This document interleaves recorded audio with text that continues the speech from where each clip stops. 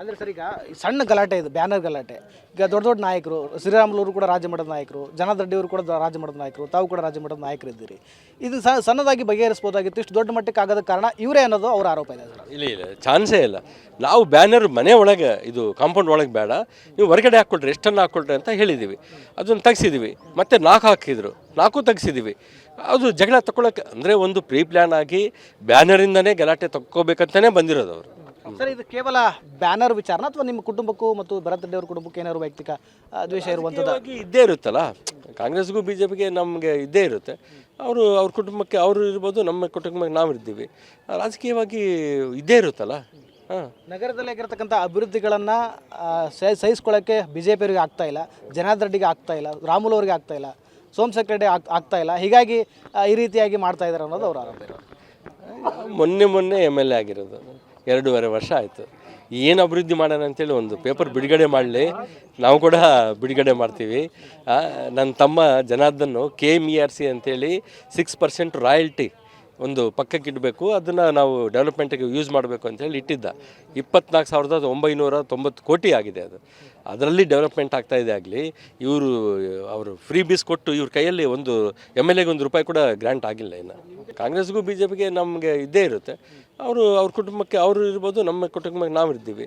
ರಾಜಕೀಯವಾಗಿ ಇದ್ದೇ ಇರುತ್ತಲ್ಲ. ನಗರದಲ್ಲಿ ಆಗಿರತಕ್ಕಂಥ ಅಭಿವೃದ್ಧಿಗಳನ್ನು ಸಹಿಸ್ಕೊಳ್ಳೋಕ್ಕೆ BJP ಅವರಿಗೆ ಆಗ್ತಾ ಇಲ್ಲ, ಜನಾರ್ದನ್ ರೆಡ್ಡಿಗೆ ಆಗ್ತಾ ಇಲ್ಲ, ರಾಮುಲು ಅವರಿಗೆ ಆಗ್ತಾ ಇಲ್ಲ, ಸೋಮಶೇಖರ್ ರೆಡ್ಡಿ ಆಗ್ತಾ ಇಲ್ಲ. ಹೀಗಾಗಿ ಈ ರೀತಿಯಾಗಿ ಮಾಡ್ತಾ ಇದ್ದಾರೆ ಅನ್ನೋದು ಅವರ ಆರೋಪ ಇರೋದು. ಮೊನ್ನೆ MLA ಆಗಿರೋದು 2.5 ವರ್ಷ ಆಯಿತು. ಏನು ಅಭಿವೃದ್ಧಿ ಮಾಡೋಣ ಅಂತೇಳಿ ಒಂದು ಪೇಪರ್ ಬಿಡುಗಡೆ ಮಾಡಲಿ, ನಾವು ಕೂಡ ಬಿಡುಗಡೆ ಮಾಡ್ತೀವಿ. ನನ್ನ ತಮ್ಮ ಜನಾರ್ದನ್ KMERC ಅಂತೇಳಿ 6% ರಾಯಲ್ಟಿ ಒಂದು ಪಕ್ಕಕ್ಕೆ ಇಡಬೇಕು, ಅದನ್ನು ನಾವು ಡೆವಲಪ್ಮೆಂಟಿಗೆ ಯೂಸ್ ಮಾಡಬೇಕು ಅಂತೇಳಿ ಇಟ್ಟಿದ್ದ. 24,990 ಕೋಟಿ ಆಗಿದೆ ಅದು.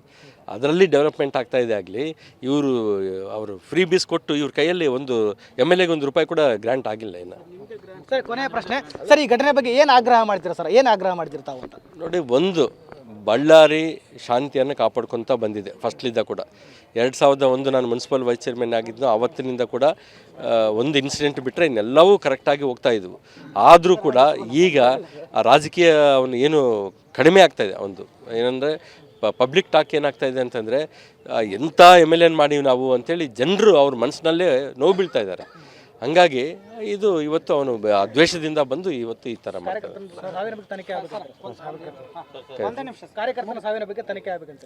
100% ತನಿಖೆ ಆಗಬೇಕು. ಯಾವ ಗನ್ನಿಂದ ಬುಲೆಟ್ ಬಂದಿದೆ, ಅವನು ಹೆಂಗೆ ತಿರ್ಕೊಂಡು ಹೋಗಿದ್ದಾನೆ, ಇದು ಪೋಸ್ಟ್ ಮಾರ್ಟಮ್ನಲ್ಲಿ ಬಂದಿದೆ ಬುಲೆಟ್.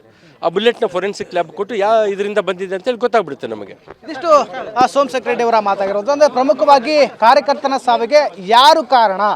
ಖಾಸಗಿ ಗನ್ಮ್ಯಾನ್ಗಳಿಂದ ಬಂದಿರತಕ್ಕಂಥ ಬುಲೆಟ್ ಕಾರಣ ಆದರೆ ಹಾಗಾದರೆ ಅದನ್ನು ಫೈರ್ ಮಾಡಿದ್ದಾರು? ಈ ಬಗ್ಗೆ ಸಂಪೂರ್ಣವಾಗಿ ತನಿಖೆ ಆಗಬೇಕು ಅನ್ನೋ ನಿಟ್ಟಿನಲ್ಲಿ ಕೂಡ ಸೋಮಶೇಖರ್ ರೆಡ್ಡಿ ಅವರು ಒತ್ತಾಯ ಮಾಡ್ತಾ ಇದ್ದಾರೆ. ಕ್ಯಾಮ್ರಾ ಪರ್ಸನ್ ಜೊತೆ ವಿನಾಯಕ ಬಡಿಗೇರ್, TV9 ಬಳ್ಳಾರಿ.